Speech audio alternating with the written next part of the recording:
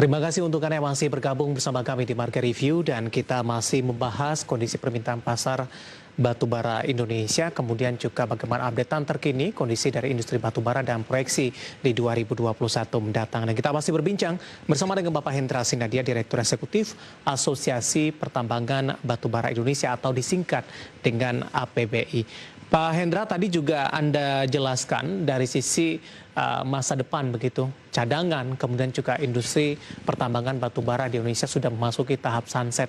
Ini artinya keberlangsungan ke depan, kemudian juga program energi baru dan terbarukan dan terkait juga dengan posisi cadangan batubara di Indonesia yang terus dari hari ke hari mengalami pengurangan begitu.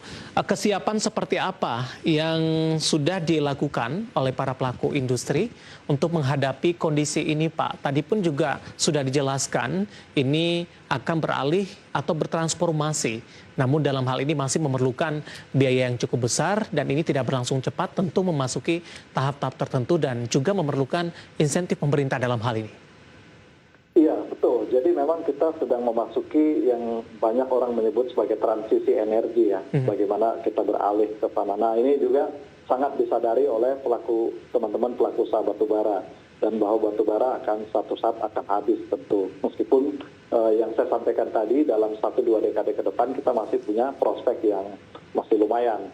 Nah, untuk mendorong ke situ ini yang sedang kita dengan pemerintah coba berdiskusi, memberikan masukan yang konstruktif bagaimana agar proses transformasi itu berjalan bagus, memberikan keuntungan bagi pelaku usaha, tapi juga bagi pemerintah juga tidak dirugikan, ya. Pemerintah mendapatkan keuntungan. Nah, memang ini akan membutuhkan satu kerangka regulasi dan juga insentif yang mendukung. Sejauh ini kami berapresiasi ke pemerintah ya, sudah ada undang-undang minerba yang baru yang memberikan kepastian jangka panjang. Kemudian juga ada undang-undang cipta kerja ya, di mana itu ada insentif. Nah, jadi kata kuncinya adalah sejauh mana insentif fiskal dan non fiskal ini bisa diberikan, sehingga jika itu ekonomis tentu perusahaan akan berbondong-bondong untuk berinvestasi di situ.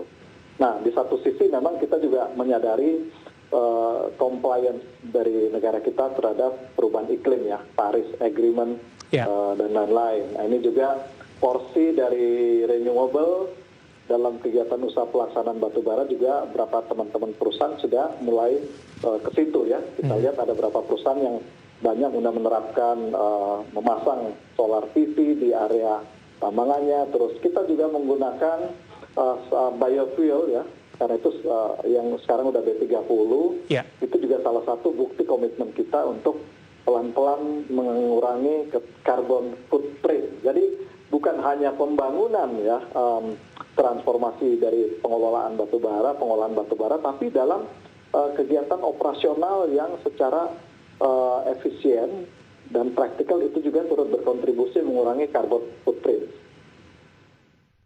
Baik, Pak Hendra, tadi Anda katakan memerlukan insentif dalam melakukan transformasi begitu. Sebenarnya apa kendala yang dihadapi oleh para pelaku usaha Pak dalam melakukan transformasi tersebut? Apakah dari sisi modal ini juga memerlukan biaya yang cukup besar, Pak? Iya, tentu saja. Teknologi kita belum kuasai. Ini sangat mahal dan ini kan tentu kita dituntut untuk mengolah batubara menjadi satu produk kimia ya, yang mana bukan core industri kami sebenarnya ya. Kami adalah menghasilkan batubara yang diolah, yang digunakan, dimanfaatkan sebagai pembangkit listrik ya, thermal.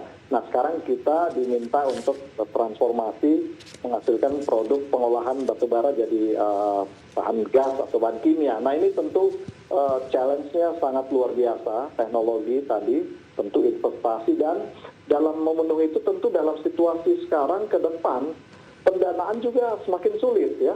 Sudah mulai banyak lembaga-lembaga pendanaan dalam luar negeri yang sudah mengurangi pendanaan terhadap batubara. Ini membuat menjadi semakin sulit bagi kami untuk funding ya. Kemudian juga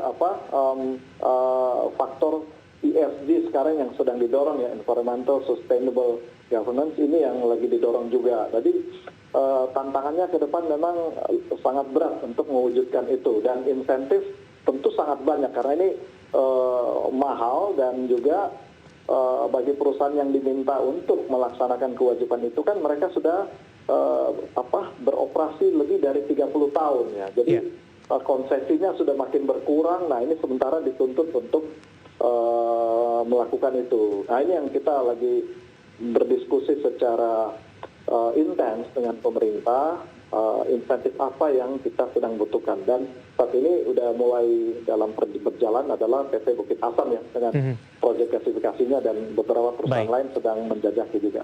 Ya, terakhir Pak Hendra, untuk 2021 Pak, boleh ditekankan lagi bagaimana proyeksi dari kinerja industri pertambangan batubara Indonesia. Ini informasi ini mungkin juga dibutuhkan oleh para investor dan juga terhadap di pasar modal Indonesia, terutama bagi mereka yang berinvestasi di sektor pertambangan batubara, Pak Hendra. Iya, saya kira 2021 kita cukup optimis akan kondisi akan mulai membaik ya, seiring dengan pengendalian penyebaran pandemi COVID-19 di beberapa negara, terutama Tiongkok yang ekonominya makin menggeliat, dan juga India pelan-pelan dan negara-negara lain. Ini memberikan sentimen positif bahwa demand akan meningkat, meskipun belum akan kembali ke level yang kita alami di 2019.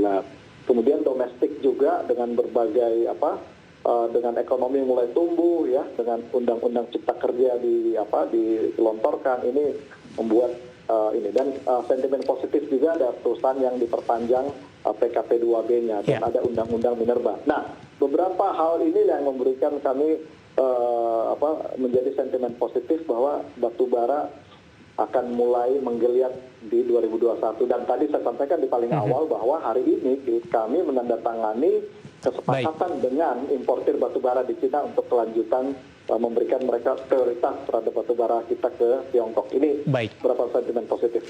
Pak Hendra, terima kasih sudah bergabung bersama kami di Market Review, Pak Hendra, dan semoga bisa menjadi referensi. Sehat selalu, Pak. Amin. Terima kasih banyak. Terima kasih, ada Bapak Hendra Sinadia, Direktur Eksekutif Asosiasi Pertambangan Batubara Indonesia atau disingkat dengan APBI. Dan tetap di tempat Anda, karena setelah jeda kita akan kembali dengan topik yang berbeda. Kami akan segera kembali sesaat lagi.